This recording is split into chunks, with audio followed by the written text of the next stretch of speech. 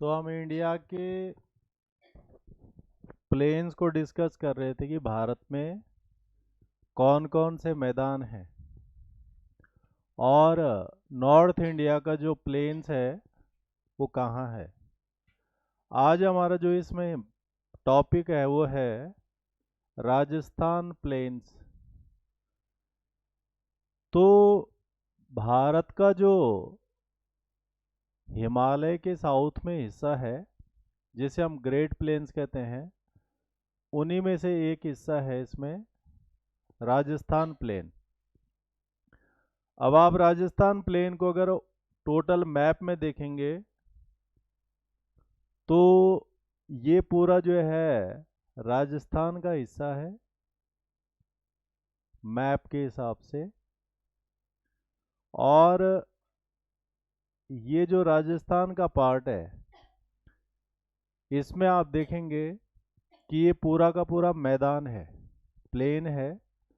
इसमें हम इसको वेस्टर्न प्लेन जो पश्चिम का हिस्सा है और इधर वाला जो हिस्सा है इसको ईस्टर्न प्लेन कहते हैं। इसी प्लेन में जो है थार डेजर्ट भी है। तो ये जो वेस्टर्न वाला हिस्सा है इसको हम जो है वेस्टर्न डेजर्ट प्लेन भी कहते हैं। ये पश्चिमी मरुस्थल भी है भारत का। और पीछे हमने आपको बताया था कि जब हम हिमालय में सबसे नीचे वाले रेंज में रहते हैं जिसे हम शिवालिक कहते हैं, तो शिवालिक के बाद वाले को कहा था हमने कि उसे हम भांबर हिस्सा बोलते हैं।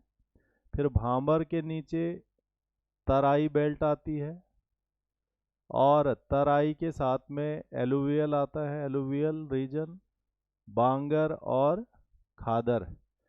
इस तरह से जो है एक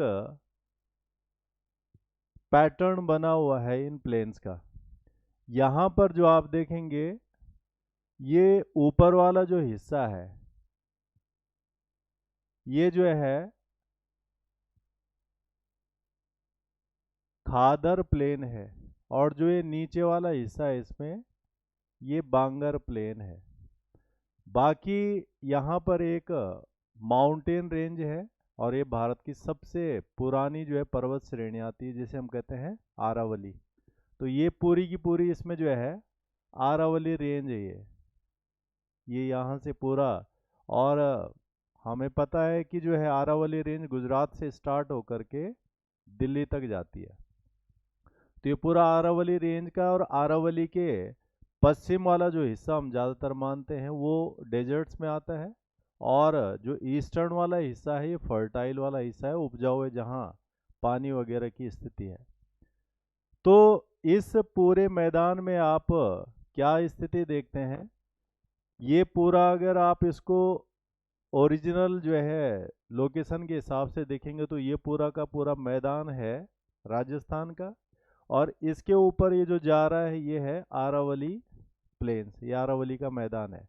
आरावली भारत का सबसे पुराने माउंटेन रेंज में आता है और ये लगातार जो है अब टूटता जा रहा है, इसलिए इसका जो है काफ़ी कम हाइट इसमें रह गई है।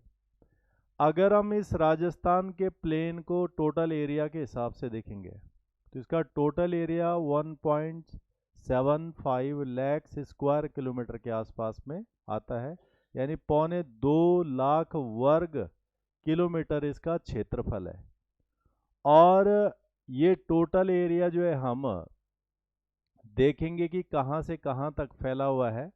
तो ये वो है आरावली और border of India and Pakistan. तो जो इंडिया और पाकिस्तान का बॉर्डर और आरावली के बीच में लगा हुआ ये पूरा का पूरा हिस्सा। इसमें जो ईस्टर्न पार्ट है, पूर्वी हिस्सा है इस राजस्थान प्लेन का, ये जो है ह्यूमिड है। ह्यूमिड का मतलब आर्द्र है। आर्द्र का मतलब यहाँ पर थोड़ा नमी है, वेस्टर्न के कंपैरिजन में आर्द्रता है इसमें।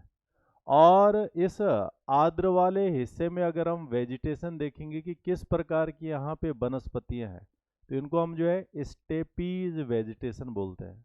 तो ये भी हमारे पास क्वेश्चन आता है कि what kind of vegetation mainly found in eastern plane of Rajasthan. तो ये हो गया इस पूरे हिस्से में अगर मेन नदी को अगर हम देखेंगे राजस्थान प्लेन के अंदर, तो ये लूनी रिवर है।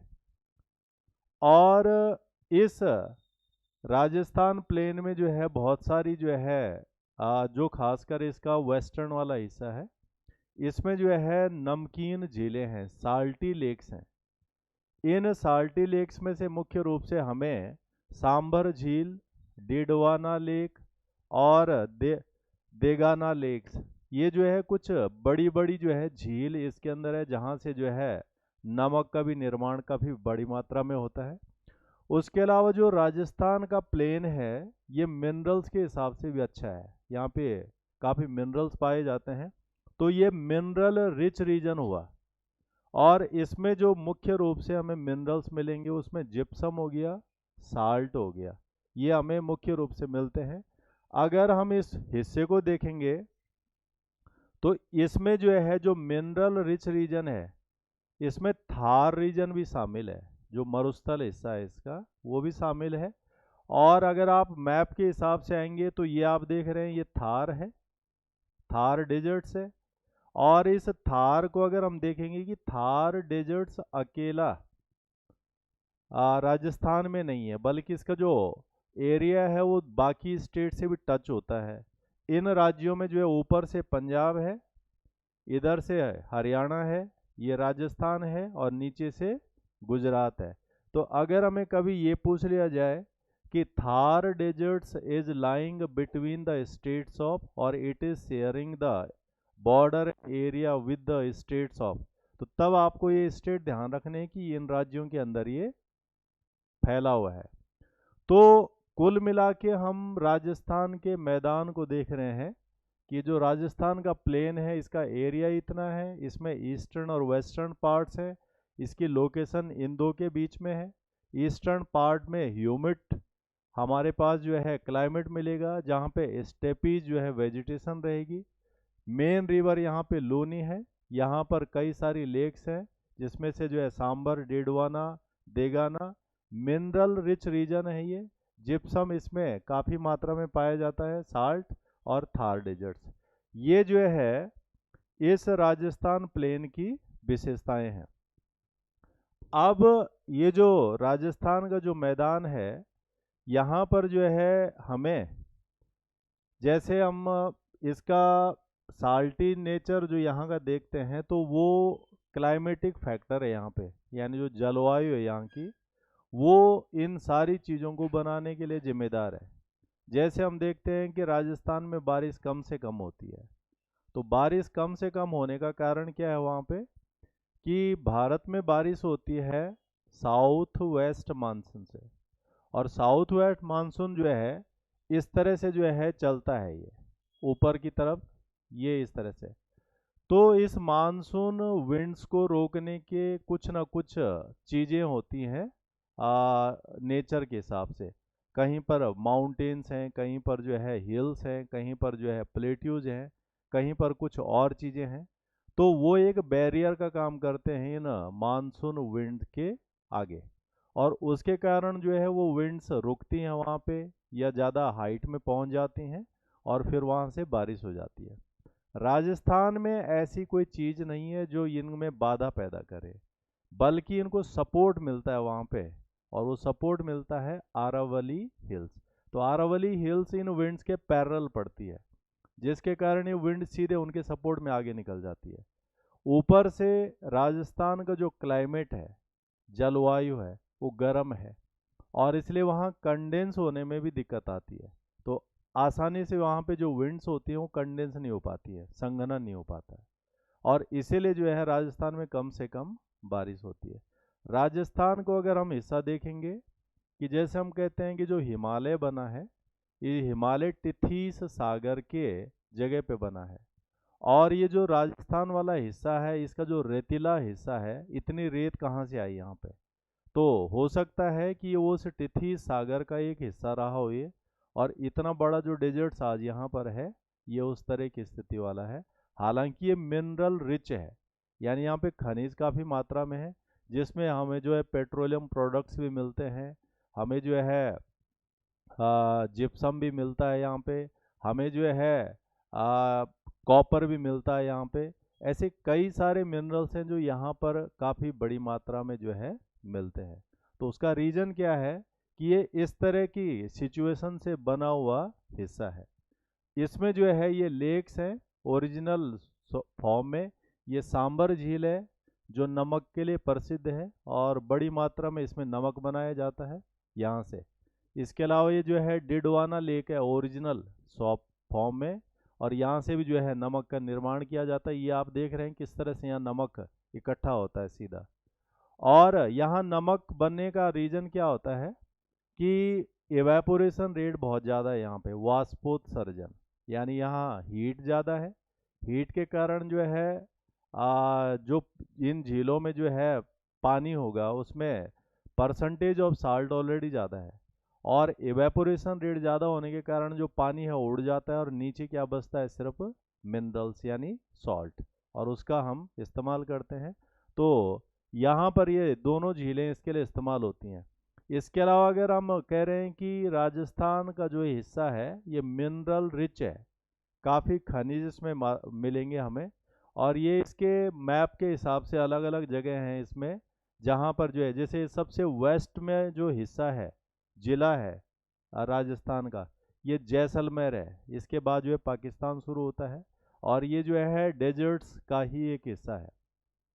यहाँ पर हमें जो है जैसलमेर में कई तरह के जो है मिनरल्स मिलते हैं। जैसे हम कह रहे थे कि यहाँ पर जो है पेट्रोलियम प्रोडक्ट्स भी मिलते हैं हमें। तो पेट्रोलियम प्रोडक्ट्स कहाँ मिलेंगे, जो कभी समुद्र के आसपास का हिस्सा रहा होगा, क्योंकि जो पेट्रोलियम प्रोडक्ट्स मिलते हैं वो जीव जंतु के सड़े गले हिस्सों से बनने वाली प्रक्रिया का भाग है। और मुख्य रूप से जो है समुद्री जीव जंतु जब मरते हैं, सड़ते हैं, गलते हैं, तो उनसे जो है कई सालों की प्रक्रिया के बाद जो है खनिज तैयार होते हैं, विशेष रूप से पेट्रोलियम प्रोडक्ट्स। तो अगर राजस्थान में अगर मिल रहे हैं तो इसका मतलब ये हिस्सा भी कभी क्या रहा होगा, समुद्र के इर्द गिर्द का हिस्सा।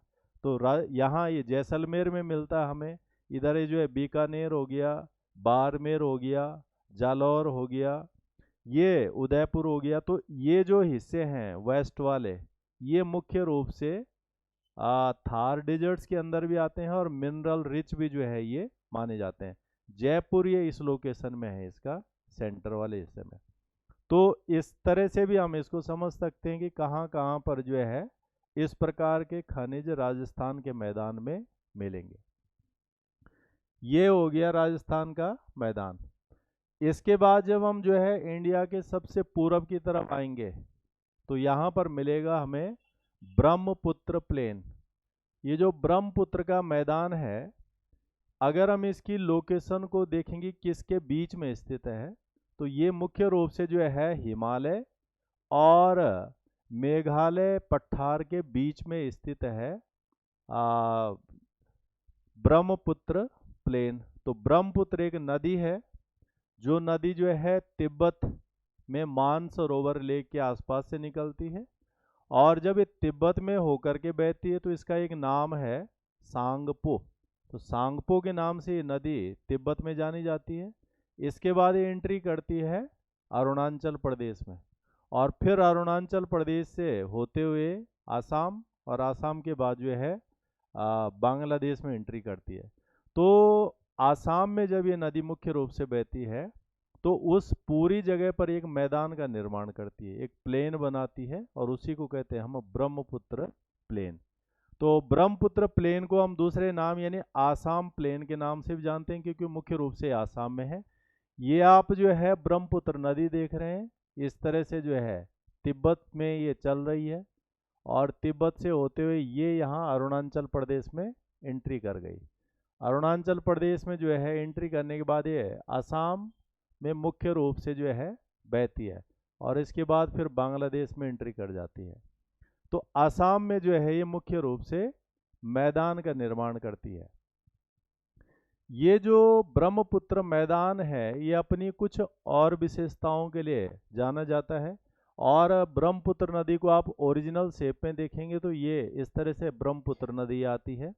ये आप जो मैदान देख रहे हैं, इस तरह से ये क्रिएशन होता है मैदानों का, और समय के साथ ये फिर जो है उपजाऊ हिस्से बन जाते हैं। इन्हीं को हमने पीछे कहा था कि जो मिट्टी इन जगहों पर आती है उसमें काफ़ी सारे मिनरल्स होते हैं, फॉसिल्स होते हैं, तो उपजाऊ मिट्टी बनाते हैं। इसको हम एलुवियल सॉइल बोलते हैं। और इस एलुवियल सॉइल में हम पुराने और नए के हिसाब से डिवाइड करेंगे तो तब हम इसे जो है बांगर और खादर के नाम से जानते हैं। जो आसाम के मैदान हैं, इनकी कुछ खास विशेषताएं हैं, और खास विशेषताएं ये है कि इसमें रिवर आइलैंड बनते हैं। रिवर आइलैंड, पहले हम आइलैंड की विशेषता समझते हैं। आइलैंड यानी द्वीप क्या होता है? द्वीप वो हिस्सा होता है जिसके चारों तरफ से पानी होता है। तो चारों तरफ से अगर पानी से घिरा हुआ कोई भाग है तो उसे हम कहेंगे आइलैंड, यानी वो द्वीप हो जाएगा। इस नदी की एक विशेषता है कि यहाँ पर इस तरह के जो है द्वीप जो है हमें देखने को मिलता है, और दुनिया में रिवर आइलैंड में से सबसे बड़े द्वीपों में से एक है। तो आसाम में ऐसा द्वीप बनता है इस नदी पर, और ये आप देख रहे हैं, ये है ब्रह्मपुत्र रिवर। ये यहाँ पे जो है आप देख रहे हैं, ये यहाँ पे बनता है द्वीप। तो ये द्वीप का ओरिजिनल फॉर्मेट ये है कि इस तरह से जो है ये आप देख रहे हैं, ये नदी है और इसके ये अंदर जो है ये पूरा का पूरा एक आइलैंड सा बना हुआ है।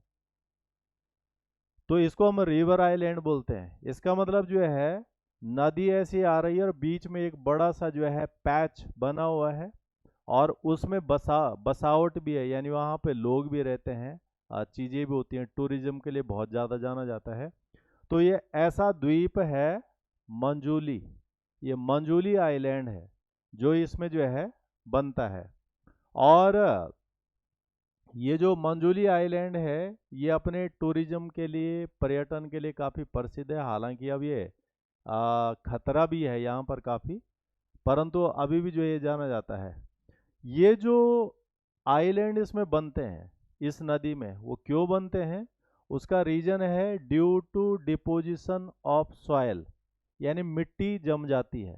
यानी नदी के साथ जो मिट्टी आ रही है वो जम रही है, जम रही है, जम रही है, और एक समय के बाद जो है वो पूरा का पूरा एक आइलैंड बना देती है, द्वीप बना देती है। और इस तरह से दुनिया का नदी के बीच में बना हुआ सबसे बड़े आइलैंड में से एक है मंजूली आइलैंड। तो ये हमारे पास क्वेश्चन भी आता है। तो इस तरह से जो है इसमें, इस मैदान में जो है या इस तरह की चीज़ों का जो है निर्माण होता है। तो जो ब्रह्मपुत्र का मैदान है ये अपने रिवर आइलैंड के लिए जो है प्रसिद्ध है। और उसके अलावा जो है इस मैदान, ये जो मैदान है, इस मैदान में जब ये नदी बहती है, ये आप देख रहे हैं, तो इसमें हमारा एक जो है वाटरवे भी है। तो जैसे हमारे पास नेशनल हाईवेज होते हैं, इसी प्रकार से हमारे पास नेशनल वाटरवेज भी होते हैं। इनको हम जलमार्ग बोलते हैं। तो एक जलमार्ग तो गंगा पे है जो सबसे लंबा है, जिसका नाम है जो है नेशनल वाटरवे नंबर 1। और ये जो है इलाहाबाद से लेकर के हल्दिया तक, यानी पश्चिम बंगाल तक फैला हुआ है। 1620 किलोमीटर इसकी लंबाई है। इसी प्रकार का रिवर एक और दूसरा जो है नेशनल वाटरवे नंबर 2, ये इस नदी पर है। और ये सादिया टू धुबरी पट्टी जगह है जिसके बीच में जो है, तो इसी नदी पर है, ब्रह्मपुत्र नदी पर है। तो इसका मतलब इसमें इतना जो है प्लेन्स जो है जुड़ा हुआ है। अब इसके साथ साथ में हम बीच में थार आया था, तो थार डेजर्ट्स को थोड़ा समझ लेते हैं। थार मरुस्थल की स्थिति क्या क्या है? तो जो थार मरुस्थल है ये करीब करीब 85% हिस्सा तो इसका भारत के अंदर आता है, और बाकी जो बच रहा है 15% हिस्सा ये पाकिस्तान के अंदर आता है। थार डेजर्ट्स का बड़ा हिस्सा, और अगर आप इसे मैप के हिसाब से देखेंगे तो ये यहाँ पर जो है ये थार डेजर्ट्स लोकेट है। थार डेजर्ट, जब आप डेजर्ट की बात करेंगे तो डेजर्ट को जो डिफाइन करते हैं, हम परिभाषित करते हैं कि कौन जगह मरुस्थल है। तो इसकी प्राइमरी डेफिनेशन बारिश से होती है कि रेनफॉल का स्तर कहीं पर कितना है। अगर कहीं पर बारिश का जो स्तर है वो 25 सेंटीमीटर एनुअल से नीचे आ जाए तो हम उसको जो है डेजर्ट्स की तरह कह सकते हैं। इसकी स्थिति है यहाँ पे 150 मिलीमीटर बारिश हो पाती है। और ऐसा चाहे गर्म इलाके में हो या ठंडे इलाके में हो, दोनों जगहों को हम डेजर्ट कहेंगे। जैसे हम जो है लेह लद्दाख में भी कहते हैं कि वो कोल्ड डेजर्ट है। और कोल्ड डेजर्ट क्यों है? क्योंकि वहाँ बारिश बहुत कम होती है। इसी प्रकार से ये वाला जो राजस्थान वाला है ये हॉट डेजर्ट है, क्योंकि यहाँ पर भी क्या होती है, बारिश कम होती है। तो डेजर्ट को हम इस तरह से जो है डिफाइन करते हैं। अब अगर हम इसको लोकेट करेंगे कि कहाँ पर है ये जो थार डेजर्ट है, तो ये जो है north western region of Aravalli. तो जो अरावली पर्वत हमने पीछे पढ़ा था उसके नॉर्थ वेस्ट में पड़ेगा थार डेजर्ट। और जो हम स्टेट बता रहे थे कि किन किन स्टेट के बीच में जो है ये थार डेजर्ट आएगा, तो इसमें पंजाब हो गया, हरियाणा हो गया, गुजरात हो गया और राजस्थान तो मेन है ही इसके अंदर। तो इन राज्यों में मिलेगा हमें थार डेजर्ट्स।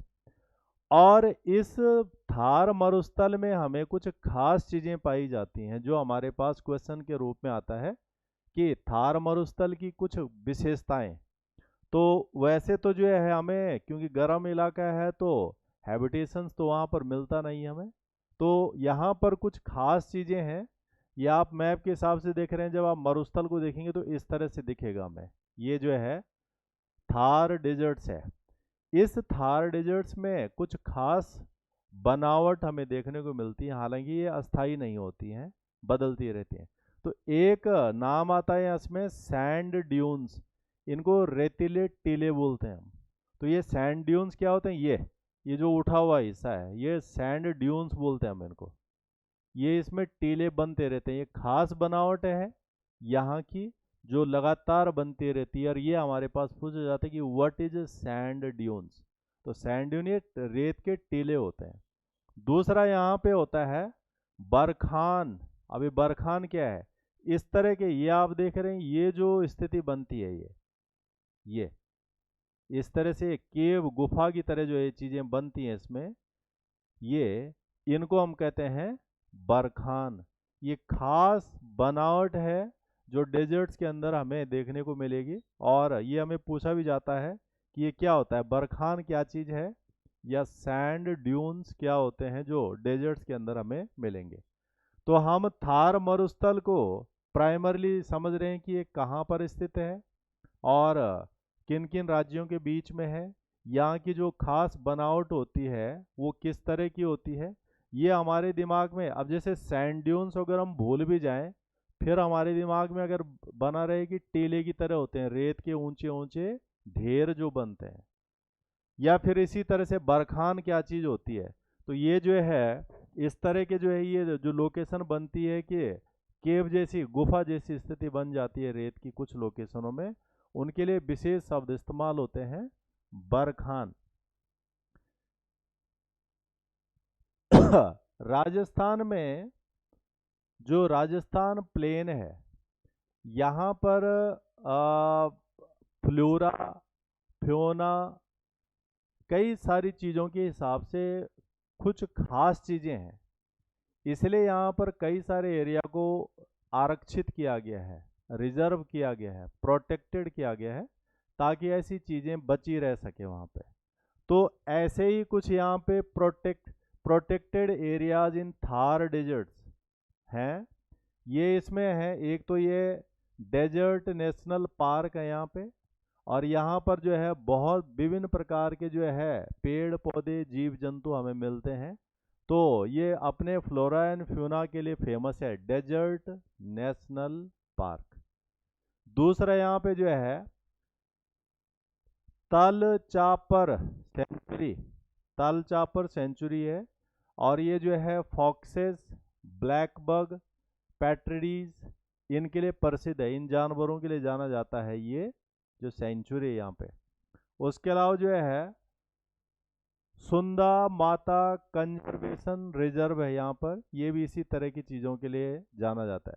अगर हम जो है फ्लोरा एंड फौना के हिसाब से देखें कि जो भारत का ये डेजर्ट है जिसको हम ग्रेट इंडियन डेजर्ट के नाम से जानते हैं, यहाँ पर कौन से खास तरह के जानवर हैं और इनकी जो स्पीसीज हमें मुख्य रूप से यहाँ मिलेंगी, तो ब्लैक बग जो काला हिरन होता है यहाँ पर है, ये चिंकारा, ये इंडियन वाइल्ड एस जो गधा होता है जंगली गधा वो यहाँ पे मिलेगा, caracal, red fox, peacock, wolf, sand grooms, leopard और एशियाटिक वाइल्ड कैट, ये खास ऐसे जो है जानवर हैं जो हमें इस जगह पर देखने को मिलेंगे। तो जो इंडियन डेजर्ट्स है उसके अंदर कई तरह की विशेषताएं हैं, कई तरह की, और ये सारे हमारे क्वेश्चंस के रूप में आ सकते हैं। इसमें अगर हमें क्वेश्चन मेंस के लिए भी आ जाए लिखने के लिए कि give a short note on Rajasthan plain, तो राजस्थान के मैदान को जब हम समझा रहे होंगे तो इन्हीं छोटे छोटे पॉइंट्स को क्लेरिफाई कर रहे होंगे कि क्या क्या राजस्थान के मैदान में हमें देखने को मिलेगा। ठीक है, यहाँ तक किसी को यहाँ से क्वेश्चन, कंफ्यूजन, डाउट? इसके अलावा अगर हम राजस्थान के मैदान को डिवाइड करें, कैटेगराइज करें, तो फिर हम इसको किस तरह से जो है कैटेगराइज कर सकते हैं? इस डेजर्ट्स को हम दो हिस्सों में डिवाइड कर सकते हैं। एक तो हम इसे नॉर्थ वाला पार्ट बोल सकते हैं, नॉर्दर्न पार्ट, उत्तरी हिस्सा, और इसका क्या है स्लोप टूवर्ड्स सिंध प्रोविंस से, पाकिस्तान का जो सिंध प्रांत है उसकी तरफ इसका ढलान है। ये पता हमें कहाँ से लगता है? जो यहाँ से नदियाँ बहती हैं। तो एक हिस्सा इसका नॉर्थ वाला हिस्सा हो गया थार डेजर्ट का, दूसरा हिस्सा है सदर्न पार्ट, और इसका जो ढलान है, स्लोप है, ये रण ऑफ कच्छ यानी गुजरात वाले रण ऑफ कच्छ की तरफ है। तो जो रण ऑफ कच्छ है वो अपने एक वहाँ पर भी जो है एक नमक काफ़ी मिलता है हमें वहाँ पर, और वहाँ पर जो मिट्टी भी मिलेगी, झील भी मिलेंगी वहाँ, उसके ऊपर जो है सफ़ेद चादर जैसा एक जो है बिछी रहती है वहाँ पे। तो हम एक जर्नल डिवीजन के हिसाब से, मैप के हिसाब से देख रहे हैं कि थार डेजर्ट कहाँ पर है। इसका अगर हम जो है डिवीजन कर दें तो एक तो नॉर्दर्न पार्ट हो जाएगा और इसके स्लोप हो जाएगा पाकिस्तान के सिंध प्रांत की तरफ, दूसरा हो जाएगा दक्षिणी भाग और इसका जो ढलान है वो रण ऑफ कच्छ के लिए है। रण ऑफ कच्छ, ये आप रण ऑफ कच्छ की विशेषता देखते हैं कि जो कच्छ की खाड़ी है गुजरात में, यहाँ पर जो है रिवर विदाउट रेन, यानी यहाँ ऐसी नदी है एक जिसमें बारिश वगैरह मिलती नहीं हमें, या बारिश का पानी नहीं मिलता, या काफ़ी कम पानी मिलता है। ये है यहाँ पे लूनी नदी, लूनी नदी है। और ये जो कच्छ की खाड़ी है गुजरात में, ये कैसी है? साल्टी मर्सी लैंड है ये, यानी दलदलीय नमकीन जो है भूमि है ये। और यहाँ इसको हम क्या कहते हैं? वाइट डेजर्ट, ये सफ़ेद मरुस्थल कहलाता है। तो इस तरह का है ये, एग्जैक्ट ये इस तरह से दिखता है ये। और आप यहाँ देख रहे हैं जैसे जो है पूरी बर्फ गिर रखी होगी, तो ये सफ़ेद मरुस्थल है। ये सफ़ेद जो हिस्सा है पूरा ये नमक है यहाँ पे। और ये यहाँ ऐसी चमक दिखती है जैसे हम कहीं जो है स्नो फॉल वाले रीजन में चले जाएं, ग्लेशियर वाले रीजन में चमकती है जैसे धूप जहाँ चमकती है, ऐसी स्थिति यहाँ पर भी है। तो ये है जो है रण ऑफ कच्छ गुजरात, ये ढलान वाला हिस्सा है थार मरुस्थल का। तो इस तरह से थार मरुस्थल इतनी जगहों से जुड़ा हुआ है। ठीक है, यहाँ तक किसी को कोई क्वेश्चन, कंफ्यूजन, डाउट? अब ये क्या है जब तक आप इस वाले हिस्से को दो तरह से एनालिसिस नहीं करेंगे। एक तरह का हो गया इन्फॉर्मेशन, जो हमें सूचना चाहिए होती है कि कहाँ पर क्या है, कहाँ पर थार मरुस्थल कहाँ पर है, राजस्थान के मैदान कहाँ पर हैं, ब्रह्मपुत्र के मैदान कहाँ पर है। दूसरा, हम रिलेट करते हैं अपने ब्रेन को मैप के साथ में। तो हमने मैप वाली चीज़ों को देख लिया कि अगर हम मैप के थ्रू जाएंगे तो राजस्थान प्लेन कहाँ पड़ेगा, ब्रह्मपुत्र मैदान कहाँ पड़ेगा, थार कहाँ पड़ेगा, रण ऑफ कच्छ कहाँ पड़ेगा। तीसरा हो गया इमेजेस, चित्र ओरिजिनल, जैसे ये है, ये असली चित्र है यहाँ का जो यहाँ देखने को मिलता है। ये दो तीन चीज़ें जब हम इंटरलिंक करते हैं, now we can conclude things, फिर हम चीज़ों को जो है निष्कर्ष की तरफ निकाल सकते हैं, फिर हम अपने तरह से उसे लिख सकते हैं। हमारे पास फैक्ट आ गया है, हमारे पास ऑब्जर्वेशन आ गया है, उसके बाद हम उसे अपने ढंग से लिख सकते हैं। और ये जो लिखी हुई चीज़ है ये हम भूलेंगे नहीं, बहुत लंबे समय तक हम इसको याद रख सकते हैं। तो इसके लिए हमें जो है काल्पनिक नहीं, हम प्रैक्टिकल पार्ट से इसको समझ कर एनालिसिस कर ऑब्जर्वेशन इसका कर सकते हैं। और आपकी कोशिशें भी यही होनी चाहिए कि हम इसको इस तरह से करें। ठीक है यहाँ तक? यस। अब इसके साथ में ये तो आपने उत्तर भारत का हिस्सा पढ़ लिया था, तो एक तो आपने पढ़ा हिमालय पढ़ा पूरा, फिर हिमालय के नीचे जो आपने पढ़ा that is the great plains of India. और उस ग्रेट प्लेन्स को फिर आपने राजस्थान के प्लेन, पंजाब का प्लेन, गंगा का प्लेन, ब्रह्मपुत्र का प्लेन, सारा का सारा वो पढ़ लिया। जब ये भारत का बीच वाला प्लेन खत्म होता है तो इसके नीचे की तरफ जब हम आते हैं तो फिर ये होता है पेनिनसुलर इंडिया शुरू, यानी प्रायद्वीपीय भारत शुरू होता है। तो ये जो प्रायद्वीपीय भारत का जो हिस्सा है इसको हम प्राइमरली प्लेट्यू कहते हैं, पठार। प्लेट्यू क्या है? वो लैंड जो, या वो माउंटेन वाली फॉर्मेशन जो है सी से उठा होता है, समुद्र से उठा हुआ भाग है, परंतु जो इसका टॉप वाला हिस्सा होता है ये स्लॉप नहीं होता है इसके अंदर, बल्कि ये क्या होता है, फ्लैट। तो ऊपर से जिसमें जो है सपाट होता है, परंतु जो है समुद्र से ऊंचाई होती है उसमें, ऐसे हिस्सों को कहते हैं हम प्लेट्यूज यानी पठार। भारत का जो प्लेन के बाद जो नीचे हिस्सा है वो प्लेट्यू के नाम से जाना जाता है, और इसे कहते हैं हम पेनिनसुलर प्लेट्यू। पेनिनसुलर हमने ये कहा था कि जो लैंड तीन जगहों से पानी से कवर्ड होती है उसे हम पेनिनसुला कहते हैं। तो भारत का जो ये नीचे वाला हिस्सा है ये हो गया यहाँ पे अरेबियन सी, ये पूरा अरब सागर हो गया। इधर क्या हो गया, बे ऑफ बंगाल, बंगाल की खाड़ी हो गई। और इधर नीचे क्या हो गया, इंडियन ओशियन। तो तीन जगह से पानी से घिरा हुआ है, इसे हम इसे प्रायद्वीप कहते हैं, पेनिनसुला कहते हैं। और ये जो बीच में आपको दिख रहा है ये पूरा का पूरा हिस्सा है प्लेट्यू यानी पठार है। ये जो पठार है ये किससे बना हुआ है, रॉक्स, चट्टानों से बना है। और चट्टानें कितनी तरह की होती है हमारे पास, तीन तरह की हैं, इग्नियस, सेडिमेंट्री, मेटामॉर्फिक। ये जो साउथ वाला हिस्सा है ये मुख्य रूप से दो तरह की चट्टानों से बना है। पहला इसमें इग्नियस और दूसरा इसे मेटामॉर्फिक, आग्नेय चट्टान और कायंत्री चट्टान। अगर हम कहें कि यहाँ इग्नियस क्यों है, ये इग्नियस से क्यों बना हुआ है, तो इसका रीजन हम पीछे भी बता रहे थे जब हम लैंड फॉर्मेशन बता रहे थे आपको। तो उसमें हम बात कर रहे थे कि जो साउथ इंडिया और ज़्यादातर वॉल्केनिक एरप्शन से बना है, ज्वालामुखी फटे, उनके बाद जो है जो लावा, जो मैग्मा निकला, लावा निकला, वो जमा, और उसके जमने से जो रॉक बनती है उसे कहते हैं हम इग्नियस रॉक।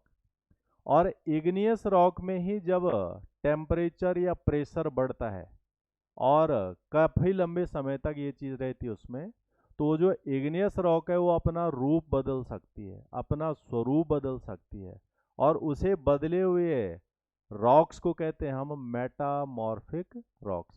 तो ये दो तरह की रॉक्स हमें इस प्लेट्यू के अंदर मुख्य रूप से मिलेंगी। उसके अलावा ये क्रिस्टलाइन भी है, क्रिस्टल तरह की भी स्ट्रक्चर इसके अंदर हमें मिलेंगे। तो इन चीज़ों से जो है बना है। अगर हम ये कहें कि ये जो प्लेट्यू है साउथ इंडिया का, ये किसके टूटने से बना है, तो ये मुख्य रूप से बना है गोंडवाना लैंड। हमने आपको और शुरू में बताया था कि पृथ्वी का विकास कैसे हुआ, तो उसमें हम कह रहे थे कि सबसे पहले पेंजिया लैंड था, फिर उसमें डिवीजन हुआ, तो उसमें दो लैंड बने, अंगारा लैंड है ना, गोंडवाना लैंड। फिर गोंडवाना लैंड, इनमें भी डिविजन्स हुआ, फिर इन्हीं से क्या बने, कॉन्टिनेंट्स बने, महाद्वीप बने। तो अगर हम साउथ इंडिया का प्लेट्यू की बात करेंगे तो ये गोंडवाना का भाग रह चुका है, यानी गोंडवाना से ही बना है ये पेनिनसुलर प्लेट्यू। आप इसको साइज में देखेंगे तो ये एक ट्रायंगल की तरह दिख रहा है, तो इसकी जो शेप है ये ट्रायंगुलर शेप में है, त्रिभुज के आकार का है ये दक्कन का पठार या पेनिनसुलर पठार, और ये कई सारे पहाड़ों से कवर्ड है। तो इसमें जो पहाड़ हैं ये हैं नॉर्थ वाले हिस्से में आरावली पर्वत है, विंध्या पर्वत है, सतपुड़ा है, राजमहल है। ये आप इसके अंदर देख रहे हैं आरावली, ये नंबर 1 वाले हिस्से में यहाँ पे आरावली है। नंबर 2 पे जो है ये विंध्या माउंटेन रेंज है।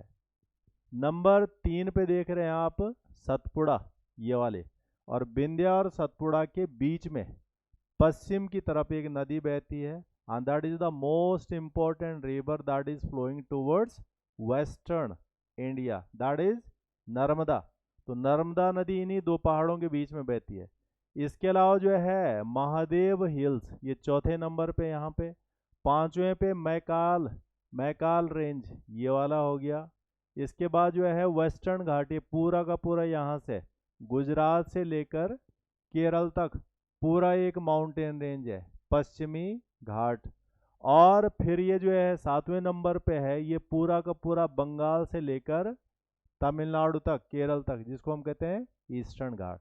तो इस तरह से ये जो पठार है, ये जो प्लेट्यू है, ये चारों तरफ से हिल से या पर्वतों से घिरा हुआ है। हमें इनका क्रोनोलॉजिकल ऑर्डर भी क्वेश्चन में आता है। जैसे कई बार ये कहेगा कि if we move from north to southwards now indicate that which of the following mountain ranges will chronologically lying in that areas। तो आपको इनका सीक्वेंस तक पता होना चाहिए कि सबसे ऊपर कौन सा पड़ेगा, फिर कौन सा पड़ेगा, फिर कौन सा पड़ेगा, फिर कौन सा पड़ेगा। तो ये भी हमारे पास क्वेश्चन होता है। इसीलिए अगर हम इसे मैप के साथ में, नाम के साथ में, दोनों के साथ में पढ़ रहे हैं तो हमें ज़्यादा पकड़ में आ जाएगा। तो आप साउथ इंडिया में क्या देख रहे हैं, पेनिनसुलर प्लेट्यू। पेनिनसुलर प्लेट्यू में स्टेट भी पूछ सकता है कि कौन कौन से राज्य के बीच में है ये, कौन कौन से राज्य में मुख्य। तो ये आप देख रहे हैं, ये महाराष्ट्र के अंदर है, तेलंगाना के अंदर है, गोवा हो गया, कर्नाटक हो गया, आंध्र प्रदेश हो गया, तमिलनाडु हो गया, ये राज्य इसके अंदर मुख्य रूप से फैला हुआ है। और इसके साथ जुड़े एडजॉइनिंग स्टेट जो है यहाँ पर, ये हो जाएगा गुजरात हो जाएगा, मध्य प्रदेश, छत्तीसगढ़, उड़ीसा, ये राज्य भी इसके साथ में इंटरलिंक्ड होते हैं। तो दोनों तरह से पूछा जा सकता है। तो पहली बात हमें ये पता होना चाहिए कि पेनिनसुला कहते किसे हैं, पेनिनसुला प्लेट्यू कहाँ पर है, पेनिनसुला प्लेट्यू क्या किस किस चीज़ से बना हुआ है, साथ में जो है ये किस लैंड का हिस्सा था। अगर इसमें ये चारों तरफ से हिल से कवर है, कौन कौन से हिल्स है, उनकी लोकेशन क्या है।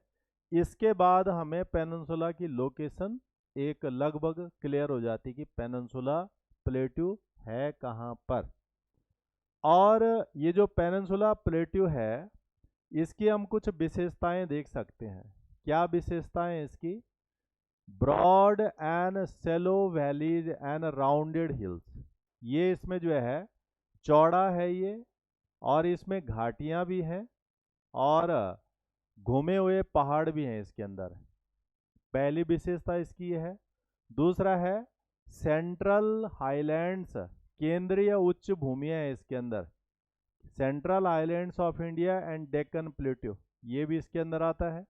इसके अलावा इसको हम दो सीधे अलग अलग पैरेलल हिस्सों में बांट सकते हैं, पश्चिमी घाट, वेस्टर्न घाट और ईस्टर्न घाट, ये भी इसके अंदर है। और इसके अलावा Deccan trap it is part of the peninsular plateau made of volcanics. तो ये जो पठार है ये ज्वालामुखी के फटने से, उनके जमने से बना हुआ हिस्सा है। ये हम एक मुख्य मुख्य बातें पेनिनसुलर प्लेट्यू की देख सकते हैं या कह सकते हैं।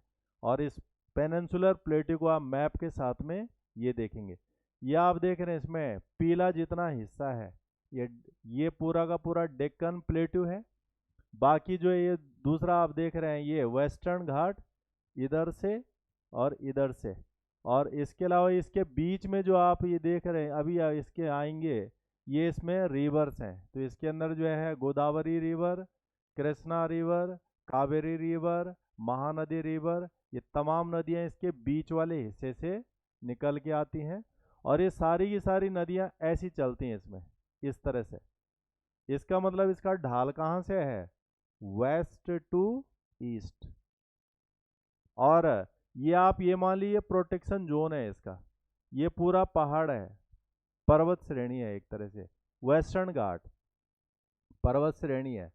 तो ये पूरा का पूरा यहाँ समुद्र से एक तरह से एक प्रोटेक्शन एरिया है इसमें, कि यहाँ से चीज़ें इधर अंदर नहीं घुस सकती। ये भी पूरा क्या है, फिर यहाँ पर एक माउंटेन रेंज है, यहाँ से भी जो है इस तरह से बचाव का एक हिस्सा है इसमें।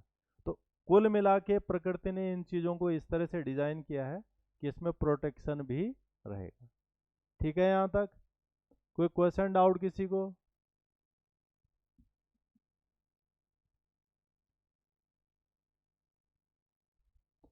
अब अगर आप इसको एरिया के हिसाब से देखेंगे इस पेनिनसुलर इंडिया को, तो आप देख सकते हैं largest physiographic unit of India, ये जो है पूरे जो भारत की जो है भौगोलिक इकाई है उसमें एक बड़ा हिस्सा है।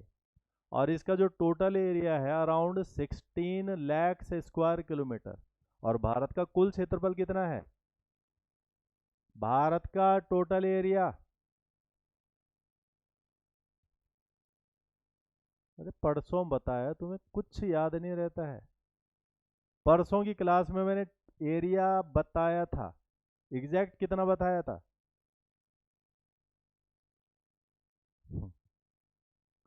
32,84,263 स्क्वायर किलोमीटर बताया था।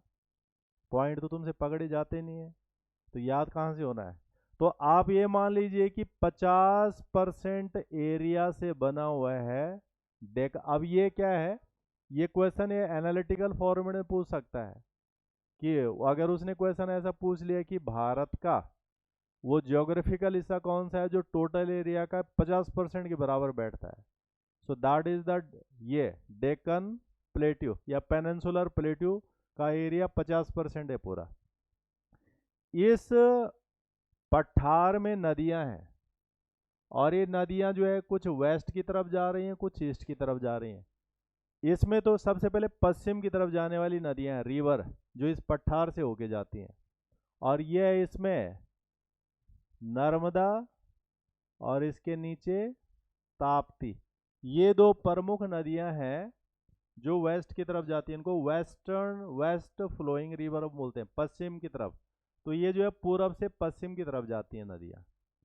इसके अलावा फिर इसमें जो है 3 नदियां हैं, सोन, चंबल और दामोदर। ये नॉर्थ टू ईस्ट की तरफ, उत्तर से पूरब की तरफ आती हैं, उत्तर से पूरब की तरफ। ये देख रहे हैं आप, उत्तर से पूरब की तरफ आ रही हैं, इस तरफ बहती हैं ये सोन नदी है, ये चंबल नदी है, ये बेतवा नदी है। ये जो है इसमें नॉर्थ की से ईस्ट की तरफ आएंगे, और ये इनका फ्लो प्राइमरली पहले नॉर्थ की तरफ रहता है। तो ये जो है नॉर्थ टू ईस्ट आने वाली नदियां हैं। फिर अगर आप नीचे की तरफ जाएंगे, गोदावरी, कृष्णा, महानदी, कावेरी, ये नदियां जो है ये आप देख रहे हैं इसमें, ये गोदावरी है, ये कृष्णा है, ये कावेरी है, और ये यहाँ पे महानदी है। ये जो है सारी बंगाल की खाड़ी की तरफ आने वाली नदियाँ हैं। तो हमें इन नदियों का डायरेक्शन भी पता होना चाहिए, और इस डायरेक्शन के बेसिस पे कई सारे क्वेश्चन हम यहाँ से कंक्लूड कर सकते हैं। उसके अलावा जो है यहाँ से हमें बनावट, लैंड की बनावट का भी आइडिया होता है कि कौन सा एरिया किस तरफ से इसका बना हुआ है। तो ये नदियाँ हैं इस पेनिनसुलर प्लेटू के अंदर। अगर इसको ये हमसे क्वेश्चन मेंस में पूछ ले कि पेनिनसुलर इंडिया की इंपॉर्टेंट रिवर्स को डिफाइन कीजिए, तो हमें मुख्य रूप से ये बताना पड़ेगी कौन सी नदी किधर की तरफ जा रही है। वहाँ से हमें उनका स्लोप का पता लग सकता है, हाइट का पता लग सकता है, ये चीज़ें हम यहाँ से निकाल सकते हैं। तो ये खासियत भी है पेनिनसुलर प्लेट्यू की। और इस प्लेट्यू के साउथ में एक और जो है दूसरा क्या है, हिल है, दैट इज नीलगिरी हिल। ये नीलगिरी हिल ईस्टर्न और वेस्टर्न घाट को जोड़ने का काम भी करती है। तो इधर से आ गया ये पूरा का पूरा ईस्टर्न घाट, इधर से आ गया वेस्टर्न घाट, इन दोनों घाटों को जोड़ने का काम करता है यहाँ पे ये नीलगिरी हिल्स। और इस नीलगिरी हिल्स में जो है सबसे ऊंची चोटियाँ हैं साउथ इंडिया की, तो कौन कौन सी वो हम इसके अंदर और डिस्कस करेंगे। तो ये है पेनिनसुलर प्लेट्यू ऑफ इंडिया। ठीक है, कुछ क्वेश्चन है यहाँ से किसी का, कोई डाउट?